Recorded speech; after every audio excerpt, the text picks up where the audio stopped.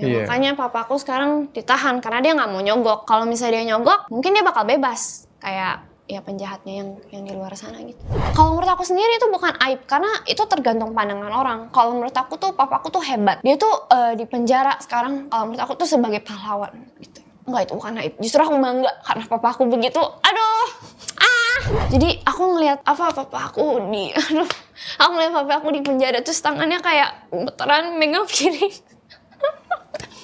Iya, jadi dia gemeteran megang piring terus dia makan gitu, dikasih makanan. Dia baru makan malam itu gitu. Aku ingin meminta kepada Bapak Jokowi agar bisa memeriksa kasus papaku lebih dalam lagi karena banyak banget kejanggalan dan sangat kental dugaan rekayasa oknum. Tanya Dokter Richard. Hari ini kita sudah bersama dengan Kate Victoria Lim, anak dari Alvin Lim ya, benar ya? Iya. Kamu anak tunggal? Iya, satu-satunya. Oke. Mirip papa ya? Lebih cantik. Umur berapa, Kate? 15. 15, oke. Saya sebelumnya minta maaf dulu, saya telat tadi sudah datang ya. Sorry banget, dan ditemanin oleh siapa? Saya istrinya Alvin Lim. Oh! You look so young, kamu kelihatan muda banget. Iya. Oke. Istri kedua, tapi saya bukan pelakornya. Oh, oke. Iya, ketemu Kate waktu Kate waktu dulu ada ini juga, maksudnya mereka udah pisah dari Kate masih setahun sih. Oh, oke. Saya ketemu Kate udah kelas 3 SD waktu itu. Oh, oke. Jadi ini mamanya Kate ya? Oke, mamanya Kate berarti istrinya Alvin Lim. Iya. Kenapa kemarin sampai Kate bersuara sampai saya lewat loh, bagi kalian semua yang masih belum tahu ya. Jadi Alvin Lim ini sering lewat di TikTok saya. Teriak-teriak tentang kejaksaan, hakim, dan lain sebagainya. Cuma saya surprise banget kemarin tiba-tiba ditangkap. Dan beberapa hari kemudian Kate-nya sambil nangis-nangis, teriak-teriak, kayak gitu. Kenapa? Ya biar bisa dapat keadilan buat papa saya. Karena kalau misalnya saya nggak teriak-teriak di sosmed gitu-gitu kan nggak viral, nggak bisa dapat keadilan. Karena kalau misalnya orang mau dapat keadilan kan mereka harus antara punya kekuasaan atau nggak punya duit kan. Sementara saya nggak punya kedua itu. Jadi ya satu-satunya cara ya saya harus teriak ya ke Pak Jokowi ya kan kemarin ya biar Pak Jokowi bisa ngelihat kasus papa saya. Karena ya biar dapat keadilan. Mau ke siapa lagi kalau bukan ke Pak Jokowi gitu. Tapi kan ini suatu proses yang sudah di pengadilan ya, sudah diketok hakim ya sebenarnya ya. Kenapa kamu merasa tidak adil? Karena kasusnya itu tuh tentang KTP. Jadi papa aku dulu punya klien. Nah, kliennya ini itu kasus yang dia ditahan sekarang? Kasus yang ditahan sekarang. Waktu itu dia punya klien. Terus kliennya itu bikin KTP. Nah, alamat di situ tuh dia pakai alamat kantornya papa aku. Kliennya bilang dia udah minta izin ke papa aku.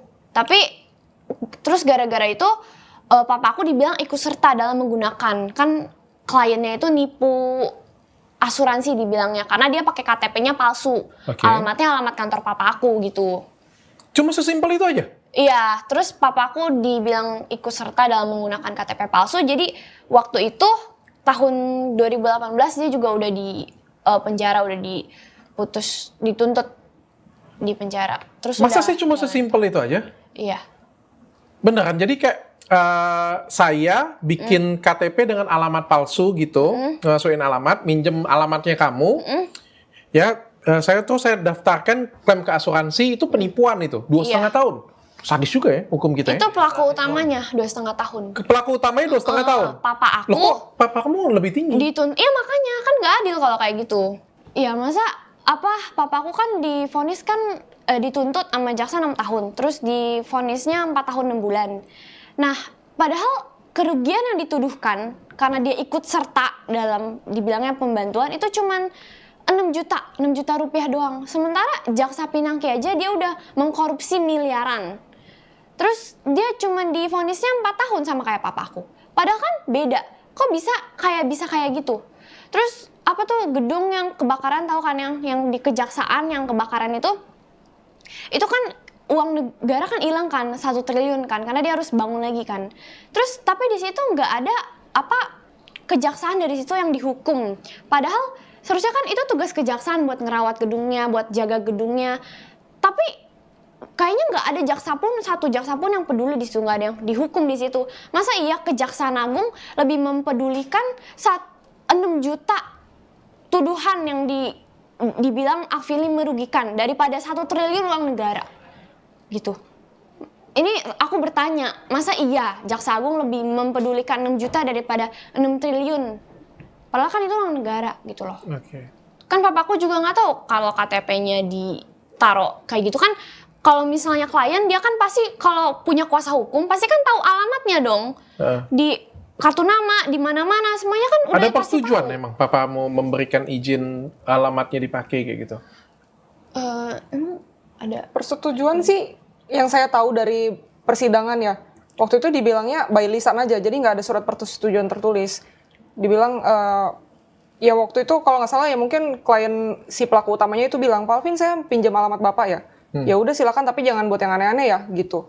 Tapi kan sebenarnya ini sebagai kuasa hukum kan gimana ya, setiap pengacara aja kan bagi-bagi kartu nama dan di kop surat juga sebenarnya itu ada surat alamatnya kan pasti ada di situ gitu loh. Dan beberapa klien LQ juga sering juga gitu, Pak Alvin ini kita nanti untuk bersurat pakai alamat Bapak aja ya. Ya silakan ya kan, kadang-kadang memang gitu juga kan, apalagi waktu ini kliennya klien cerai. Jadi masa sih dia mau kalau masih tinggal serumah dia kirim surat apa-apanya masih dalam satu rumah kan, ya mungkin menghindari ke situ ya, makanya pakai alamatnya Pak Alvin. Cuma ya urusan klien ini ternyata pakai alamat itu buat jadi KTP untuk diklaim asuransi kan ya itu urusan klien ya, kenapa jadi bawa-bawa pengacara yang dipakai alamatnya gitu Cuma kan. saya ngerasa kayak sepele banget loh. Cuma masalah kayak gini aja 2,5 tahun aja menurut saya sepele banget loh sebenarnya. Dan ini yang kena siapa aja nih? Cuma klien dengan papa. ya Lurahnya nggak kena. murahnya. Nah, ini dia yang anehnya di sini kan, saya waktu itu sempat ngikutin juga sidang pelaku utamanya. Itu di pelaku utamanya, jadi pelaku utamanya ada 2 suami istri dan sama Alvin Lim pembantuan kan, tapi mereka bertiga ini pisah berkas. Oke. Nah, di sidang yang pelaku utama ini 2 orang, saya waktu itu datang ke sidangnya. Di sidang itu dihadirkan saksi entah RT atau lurah saya lupa. Tapi dia ditanya di situ, "Itu kamu yang buat?" "Iya, saya yang buat." Dia ngaku di persidangan. Bahkan waktu itu hakimnya bilang, "Loh, ini tuh harusnya kamu yang duduk di bangku persidangan, yang jadi terdakwa nih kamu," katanya. Saya setuju. Iya, ada di situ orangnya ngaku. Tapi ini malah jadi Alvin Lim yang di... Saya setuju sih. Kalau benar masalahnya cuma sepele ini, saya setuju sih. Yang kena harusnya lurahnya itu. Kan yang buatin lurahnya. Iya. Dan dia juga udah ngaku di sidang itu. Hakimnya juga bilang, harusnya kamu ini yang... Ya, tapi saya juga nggak ngerti juga gimana ini. Kenapa pengadilan dan aparat penegak hukum yang lain kenapa jadi Alvin Lim yang kena ya? Ada missing link. Apa mungkin karena karena mungkin Terlalu vokal. Alvin Lim terlalu vokal?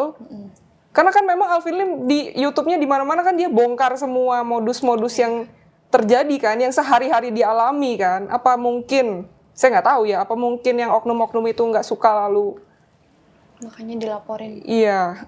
sampai Dan kan maksudnya, ini kan perkara udah nyampe MA gitu, kenapa diturunin lagi? udah ada putusannya gitu, kenapa sih sampai sebegitunya mau sidangin ulang? Padahal ya kasus yang Indosuria yang Alvin Lim tangani juga, waktu itu kan Pak Alvin sempat track juga kan soal Indosuria ini susah sekali P21 waktu itu. Sampai Pak Alvin yang sebut ini modus P19 mati. Karena susah sekali sampai, ya gimana lah kita juga berjuang buat sampai P21 gitu. Jadi gimana ya, kita sebagai keluarga dan masyarakat yang bisa melihat proses hukum yang berjalan tuh jadinya, loh ini tuh Indosuria dan yang lain-lain yang lagi Pak Alvin urus itu investasi bodongnya tuh banyak. Tapi susah sekali naik proses hukumnya. Sementara Alvin Lim ini yang udah ada putusan MA, buat apa sih Emang putusan MA-nya apa? lagi? Putusan MA-nya waktu itu, jadi Pak Alvin udah bebas demi hukum sampai di pengadilan negeri, dan putusan MA-nya itu menguatkan kembali putusan pengadilan negeri. Dibilang kasasi kita ditolak tapi berkas dikembalikan ke jaksa. Penuntutan ditolak, berkas dikembalikan ke jaksa gitu. Oke. Dan tiba-tiba sidang lagi dari Tiba-tiba awal lagi. Ajukan lagi, iya. Dan Sidang itu pun lagi dari sidangnya awal lagi. mendadak langsung. Waktu itu kita di Pak Alvin ya. Pak Alvin dijemput paksa langsung di rumah sidang. Sidang itu padahal ya sidang yang itu kita tanya sidang berikutnya kapan? Saya tanya sama kuasa hukum kan, sidang berikutnya kapan? Hari Senin minggu depan. Oke, hari Senin minggu depan. Terus tapi waktu itu kalau nggak salah kita habis aksi damai juga, memperjuangkan klien-klien investasi bodong. Hari itunya ya, besokannya langsung dijemput paksa ke rumah. Dipaksa untuk sidang. Sidangnya pun kalau yang saya ikuti ya, yang kan selama ini maksudnya saya juga lihat kantor hukumnya seperti apa gitu. Itu nggak pernah ada yang saya ketahui ya, sidang langsung dikebut dalam 1 hari. Periksa saksi, langsung pembacaan tuntutan, langsung diminta untuk pembelaan. Dalam 1 hari? Dalam 1 hari dikebut. Itu kan harusnya satu agenda biasanya ya, saya nggak tahu harusnya. Biasanya kalau ya periksa saksi, nanti berikutnya panggil lagi baru kan. Itu pun saksi kan harus dari kedua belah pihak dong, pihak dari misalnya dari pelapor, dari terlapor gitu kan dipanggil. Ini enggak, langsung saksi ahli dari mereka gitu. Semuanya dikebut dalam satu, dan saya juga bingung. Jadi cuma 1 kali sidang? Satu kali, enggak langsung 1 kali, saya kurang ingat juga, cuma waktu itu memang hari itu langsung dikebut dalam langsung agendanya beberapa kali gitu. Dan biasanya nggak pernah begitu. Dan katanya pada waktu putusannya Alvinnya ini sedang di Singapura. Ya, tapi kan ya kuasa hukum datang kasih surat, bukan kasih surat sih, maksudnya kan kuasa hukum datang kasih keterangan ini Alvin Lim lagi ada di luar, maksudnya yang apa sidang tetap sidang kan, maksudnya bukan berarti dengan Alvin Lim ada di luar jadi nggak kooperatif, karena kan ya maksudnya kita kan pribadi masing-masing punya urusan gitu loh. Entah misalnya mau berobat atau apa, masa sih nggak boleh. Dan pada waktu putusannya yang seperti sekarang, 4,5 tahun penjara. Detailnya saya kurang hafal ya. nanti 4,5 tahun penjara ya? Iya, ujung-ujungnya kemarin yang ditahan itu dari putusan pengadilan tinggi 4 tahun 6 bulan. Oke, Kit, kayak gimana sih sosok papa di mata Kit sendiri? Kalau papi aku, dia itu, kalau menurut aku ya papi aku pasti orang baik. Dia kalau dari dulu sampai sekarang, dia tuh jalani hidupnya tuh demi orang lain. Kayak dulu waktu, aku boleh cerita gak? Boleh. Jadi kamu datang ke sini untuk cerita. Iya. Jadi dulu papi aku tuh pernah kena sama kasus penculikan. Yang diculik katanya aku gitu. Jadi dulu pas cerai, papi aku dijerat kasus pasal penculikan. Padahal kan pasal penculikan itu kan di 328 KUHP, di situ tuh ditulis barang siapa melarikan orang dari tempat kediamannya atau tempat tinggalnya dengan maksud untuk membawa dia di bawah penguasaannya atau di bawah penguasaan orang lain dengan melawan hukum atau enggak untuk menyengsarakannya. Tapi kan unsur pidana itu nggak terpenuhi karena kalau dibilang melarikan aku dari tempat kediamannya, aku sebelum diambil sama mama aku tinggal sama papi aku. Terus melawan hukum, kan aku anak kandungnya, gimana bisa dibilang menculik gitu. Terus kalau untuk menyengsarakan, enggak, karena aku dikasih makan, aku dikasih kebutuhan, aku dipenuhi semua. Aku dikasih tempat tinggal, aku bisa disekolahin gitu. Terus gara-gara kasus itu, papi aku 9 bulan di penjara. 9 bulan? Iya, biar bisa membesarkan aku. Gara-gara dijerat kasus penculikan. Dan pada waktu itu kamu umur berapa? Aku masih 1 tahun. Kamu umur 1 tahun? Iya, makanya aku bingung kalau kayak pemerintah taruh papi aku di situ, yang ngurus aku siapa gitu loh. Kalau misalnya papi aku. Dan akhirnya kamu dengan siapa pada waktu 9 bulan itu? Belum ada papi kamu? Aku sama siapa ya? Aku sama siapa waktu itu? Aku nggak tahu, aku nggak inget. Aku masih 1 tahun. Masih 1 tahun.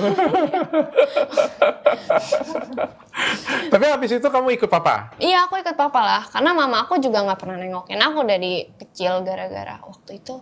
Ya, yang laporin ini pasti mama kan? Iya, yang laporin mama. Ini mamanya juga nggak ngurusin kamu juga habis ngelaporin? Iya, udah kayak, ya udah buat papi aku aja, aku gitu. Kayak udah kasih ke Alvin aja, udah kayak gitu mungkin.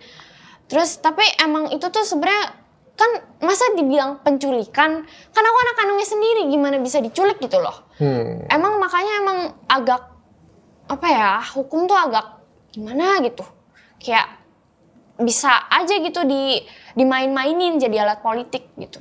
Makanya aku ya, tapi kalau sosok papi aku ya dari dulu dia juga penjara gitu kan biar bisa ngegedein aku, biar ini. Terus sekarang dia juga di dalam kan biar dia mau ya karena dia kan sering vokal gitu. Mungkin gara-gara itu banyak oknum terutama di kejaksaan yang gak suka gara-gara papi aku vokal kemarin. Makanya ada dokter tahu gak ada 185 laporan dari kejaksaan dari setiap daerah di Indonesia.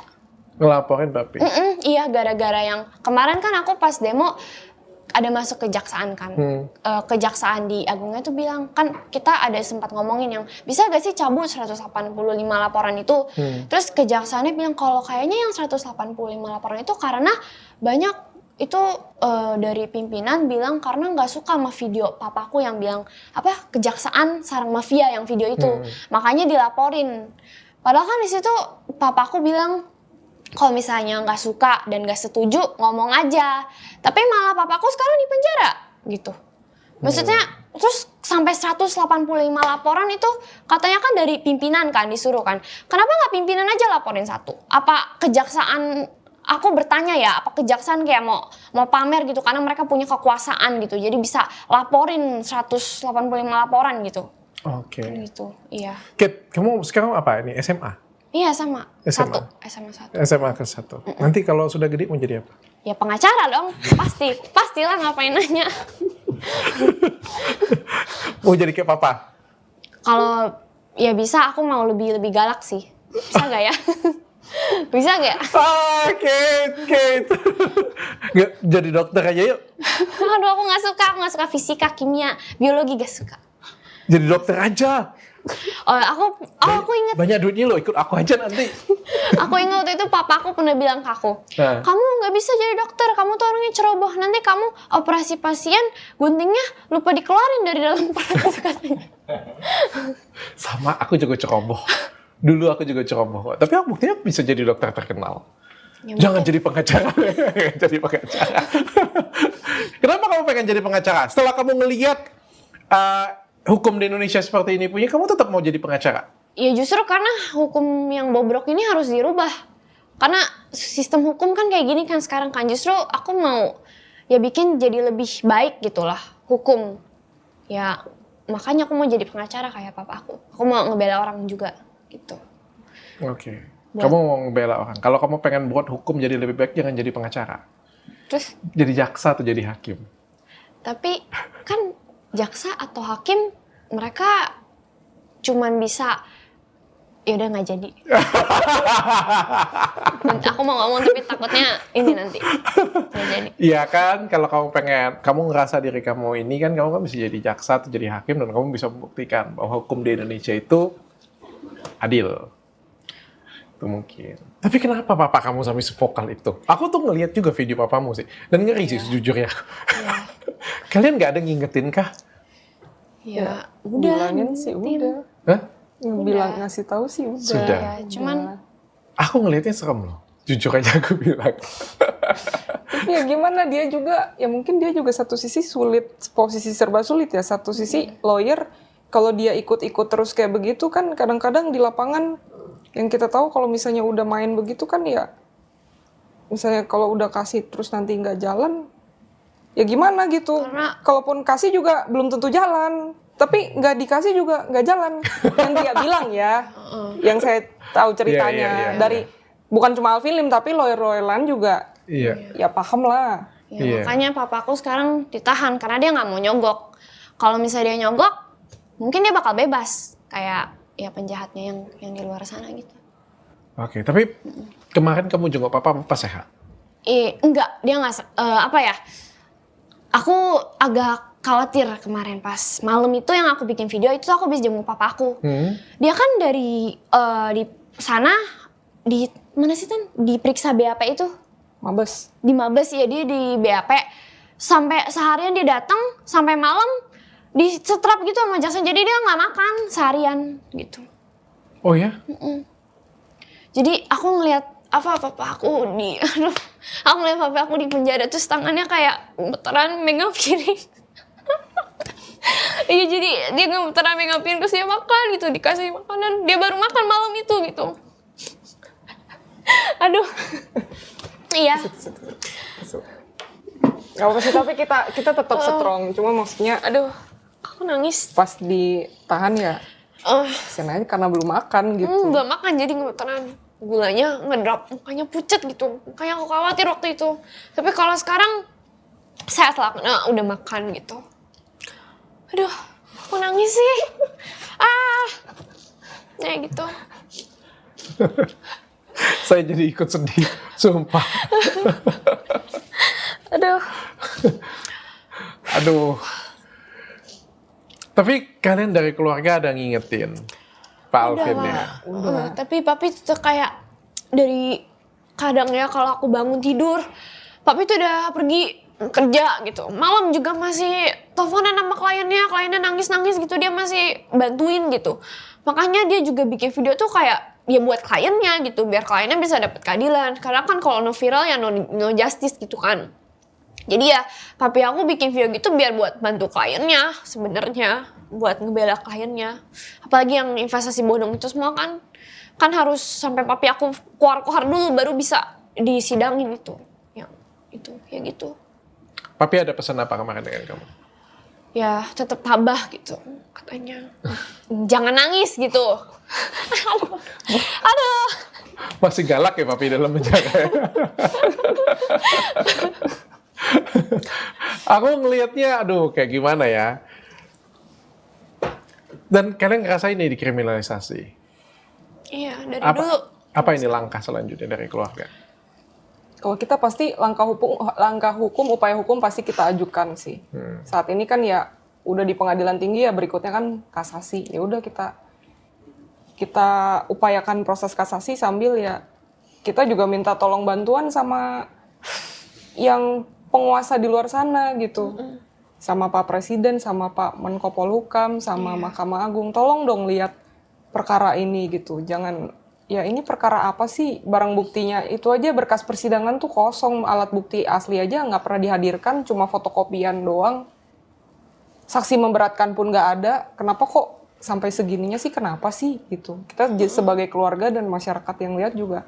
Bahkan klien-klien juga kan jadinya gimana? Pak Alvin, ya klien juga mengerti sih. Pak Alvin sampai begininya tuh karena memperjuangkan mereka juga. Iya. Kemarin aksi damai juga klien-klien support kita juga. Karena banyak yang dipegang Pak Alvin ini banyak. Indosuria, KSPSB, Mahkota, Oso Sekuritas. Oso Sekuritas itu kliennya? Ininya, lawannya. Lawannya. Saya juga mau daftar, soalnya saya ditipu juga. Iya itu. Kita pegang itu juga. Duitku gak balik juga. Makanya ini lagi kita perjuangkan kan, susah sekali. Katanya panggilan sampai 6 kali atau 6 kali apa 9 kali ya panggilan. Tapi nggak datang-datang, tapi ya udah gitu-gitu aja. Terus ATG, Net 89, Fahrenheit, DNA Pro. Banyak semuanya gitu, bisa ribuan klien yang dipegang sama LQ nih. Makanya klien-klien juga pengennya, ya tolonglah klien dan masyarakat juga pengennya jangan yang orang berani vokal dan mau membersihkan Indonesia ini kok malah dikriminalisasi gitu. Oke. Dan kamu ada baca komentar-komentar? Iyalah pasti aku di tag di mana-mana aku apa ya? Itu semuanya masuk ke for you page teman aku di TikTok. Padahal seharusnya kan interestnya beda kan. Biasa orang kalau TikTok sukanya Korea, ya munculnya Korea. Tapi bisa muncul di mana-mana. So aku bacain komen-komennya kan. Ada yang bilang, apa sih kok manggil-manggil Jokowi lagi. Apa sih kenapa bocil yang ngomong? Kenapa nggak ibu-ibu yang ngomong kayak gitu kan? Terus kalau yang menurut aku kan ya karena aku mau minta keadilan ke siapa lagi kalau bukan ke Pak Jokowi. Kan Pak Jokowi kan punya kekuasaan paling tinggi ya. Jadi ya aku pasti mintanya ke Pak Jokowi lah. Terus teman-teman aku lihat semua kayak banyak di sekolah aku semuanya tahu gitu. Karena muncul di IG, di TikTok gitu kan. Aku sebenarnya ya pengennya viral biar papa aku bisa dapat keadilan. Tapi aku nggak nyangka bakal seviral itu gitu. Ya gitu sih teman-teman aku ya banyak yang tahu. Sebenarnya aku cuma kasih tahu beberapa, tapi setelah beberapa hari kemudian mereka tahu sendiri gitu. Oke. Muncul sendiri. Dan kayak gimana tanggapan teman-teman kamu yang lain? Awalnya, Bully kamu enggak, atau kasih semangat? Kasih semangat. Diomongin terus bilang kayak ada yang ngechat, ada yang ngomong langsung kayak, "Kit, ini kayak kirimin foto, ini mirip you, ini you gitu. Terus oke, itu emang aku gitu. Terus kayak bilang semangat ya. Terus habis itu aku ada yang mamanya tahu papa aku, terus katanya mamanya juga kesel gitu karena ngeliat papaku gitu, terus katanya semangat ya Kit, keren, hebat gitu-gitu semua. Ada yang kayak tahu gitu, terus ada pernah yang nanya ke aku, Kit, menurut you itu aib gak sih gitu. Terus kalau menurut aku sendiri itu bukan aib, karena itu tergantung pandangan orang. Kalau menurut aku tuh papaku tuh hebat, dia tuh di penjara sekarang, kalau menurut aku tuh sebagai pahlawan gitu. Jadi menurut aku enggak, itu bukan aib. Justru aku bangga karena papa aku begitu. Aduh, iya gitu. Iya gitu. Saya juga ngerasa keren sih sejujurnya sih. Papamu ditangkap di borgol seperti itu, tapi komentarnya itu Mendukung semua. Iya, semua hati masyarakat itu ada di papa kamu. Saya ngerasa itu keren, dan saya ngerasa juga kamu memperjuangkan sesuatu yang keren. Tapi kan ya cuma ini yang bisa kita lakukan juga. Saya sekalian berdoa dengan Tuhan. Yang penting kamu kuat. Apa sih momen yang kamu ingat manis banget tentang papa kamu? Aduh, nanti aku nangis lagi. Apa ya? Aku tuh kayak yang tadi aku bilang kan, aku jarang ketemu papaku karena papaku kerja mulu gitu kan. Jarang ketemu. Iya jarang, serumah tapi jarang ketemu gitu. Momen manis apa ya? Jalan. Ya aku sering jalan-jalan waktu aku kecil gitu. Kayak setiap papi aku tuh kalau refreshingnya, dia tuh refreshing tuh cuma nonton gitu. Kadang malam-malam yang ngajak nonton, pergi ke bioskop gitu-gitu. Jadi kalau momen manis, kayaknya momen manis tuh waktu aku kecil, tapi aku udah agak lupa. Kalau aku lihat foto-foto gitu di galeri banyak waktu aku kecil sama papa aku gitu. Ya aku setiap hari udah sering jalan-jalan sama papa aku sih, jadi ya itu kayak udah biasa gitu. Tapi sekarang karena papa aku di sana, aku jadi kayak ya pengen ketemu gitu. Gitu sih. Ya. Aku juga bingung. Aku nggak bisa ngomong apa-apa deh, sumpah. Kadang di negara kita ini, aduh nanti aku salah ngomong kayak gitu. Ya, nanti kena UITE lagi. Sebenarnya ada yang itu kan masalah administrasi sebetulnya. Iya. Ya Kit, apapun itu saya appreciate banget dengan Kit. Luar biasa Kit, kuat banget, dan untuk umuran seperti ini punya mau bersuara, mau berjuang, luar biasa banget. Itu darah Alvin Lim-nya di dalam Kit-nya banget kayak gitu. Tapi apa ya, mungkin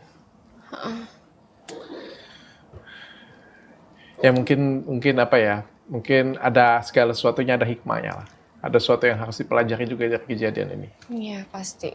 Ya, baik untuk Kate, baik untuk papanya Kate. Papa aku mah nanti walaupun di penjara keluar lagi bakal tetep keluar lagi, tetep dia nggak takut kayaknya dia. Ya pasti bakal makin keluar lagi nanti kalau habis keluar. Kamu tahu nggak? Aku cerita ya. Kamu tahu nggak? Papa kamu itu mirip aku loh sebenarnya. Kamu ngikutin aku nggak? Nggak ya? Aku ngikutin. Dulu Aku yang tahu. ngikutin. Tahu kan? Tahu kan? Tahu kan? Saya tuh dulu tuh nggak bisa.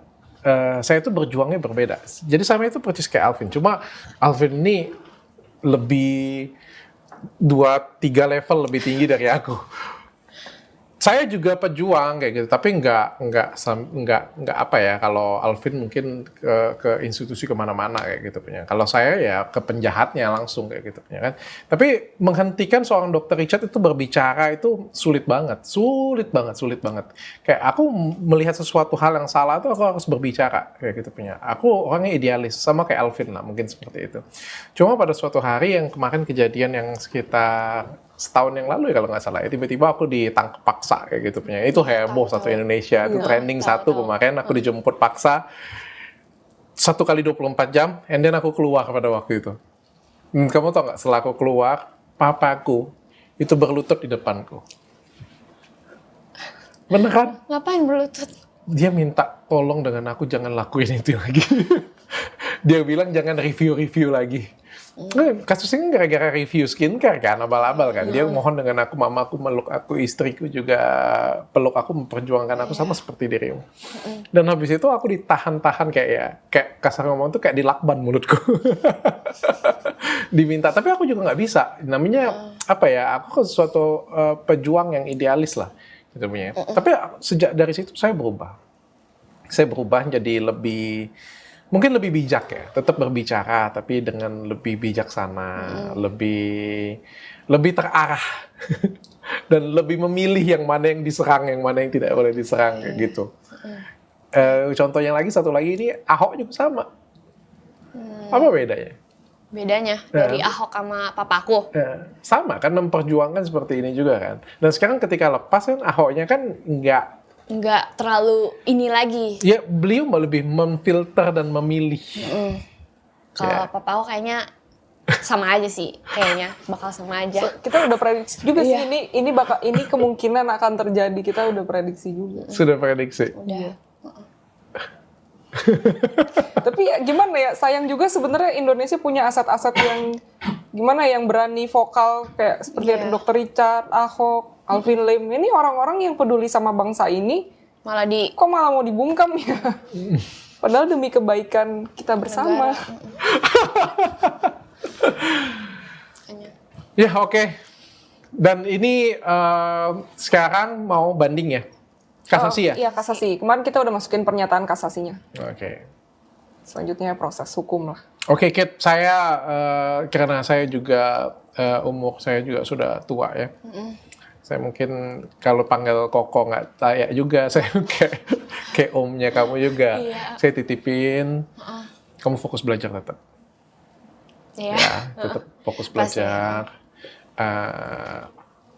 Ya, hukum ada jalannya. Percayalah, kebenaran itu tetap di atas segalanya. Ya, di atas segalanya. Tetap kebenaran itu di atas segalanya. Andai kata kebenaran itu juga mau dibohongin, ditipu, hukum Tuhan itu berbeda semuanya. Ya, ambil hikmahnya, serahkan kepada yang berwajib. Kate-nya fokus untuk belajar. Pada suatu hari nanti Kate-nya yang akan belain Papa dengan cara yang berbeda nanti. Iya. Ya, Kate ya. Oke, sehat terus dan jangan nangis ya, jangan sedih ya. Iya, pasti. Oke ya Bu ya. Iya. Dijagain ya Iya, Kate-nya ya. pasti. Saya kesian banget dan ini suatu apa ya? Cobaan yang luar biasa banget untuk Kate di umur seperti ini punya. Jangan berhenti percaya Kate. Ya, semoga di antara 1000 orang masih ada satu orang yang baik. Saya percaya itu. Oke Kate, ada mungkin yang mau disampaikan pesan kalau Papa mau keluar nonton video ini? Pasti Bukan pada pihak yang berwajib ya. Kalau papamu keluar suatu hari nanti keluar kayak gitu punya nonton video ini, apa yang pengen kamu sampaikan ke papa? apa ya, pasti papi kayak, kenapa kamu nangis sih? Jangan nangis. Emang ngapain nangis? Emangnya kita salah? Gue tapi takut kan kita nggak salah. Gini-gini semua gitu. Terus kayak, maaf ya papi, tadi aku nangis karena sepertinya apa ya, situasinya kalau aku nginget-nginget gitu, aku jadi sedih gitu. Jadi lain kali aku nggak bakal nangis lagi. Nanti di wawancara atau apa selanjutnya, aku nggak bakal nangis. Aku bakal kuat. Maaf, karena aku nangis tadi. Iya, luar biasa. Kate Victoria Lim. Thank you. Tanya Dokter Richard. Kate, kalau Pak Jokowi nonton video ini, nggak mungkin juga sih, tapi stafnya mungkin nonton dan stafnya akan kasih lihat ke Pak Jokowi. Apa yang pengen kamu sampaikan ke Pak Jokowi? Aku pengen sebagai anak yang masih 15 tahun, karena aku tahu kekuasaan yang paling tinggi di sini tuh kan presiden kan. Jadi aku ingin meminta kepada Bapak Jokowi agar bisa memeriksa kasus papaku lebih dalam lagi, karena banyak banget kejanggalan dan sangat kental dugaan rekayasa oknum. Jadi aku nggak minta papaku dibebaskan. Kalau emang salah, ya udah. Papaku juga pernah bilang, Papi gak apa-apa di penjara biar demi negara. Kalau negara bisa maju ya udah gak apa-apa, tangkep aja langsung, nggak perlu babi bu. Maksudnya kayak bikin ini, lapor ini biar bisa di penjara. Papa kan udah pernah bilang juga di videonya, kalau mau tangkep langsung tangkep aja, asal tuh hukum tuh bisa berjalan dengan adil gitu loh. Papa aku pernah bilang di videonya juga. Tapi aku minta tuh agar kasusnya ini diperiksa lagi sama Bapak Jokowi. Aku minta agar kasusnya tuh bisa diperiksa. Ini tuh kayak sebenarnya udah di depan mata ini ada kejanggalan, tapi kenapa orang-orang tuh nggak bisa lihat, kayak pura-pura bodoh gitu loh. Jadi aku cuman anak 15 tahun juga ya, aku nggak punya kekuasaan apa-apa. Aku tahu Tuhan pasti akan membalas semuanya. Aku nggak bisa balas karena aku masih anak kecil juga. Mungkin nanti kalau misalnya aku udah gede. Tapi pasti apa yang kamu tabur itu yang kamu tuai. Jadi kalian yang jahat ke papaku, aku yakin Tuhan pasti akan membalas. Gitu. Thank you, Kit.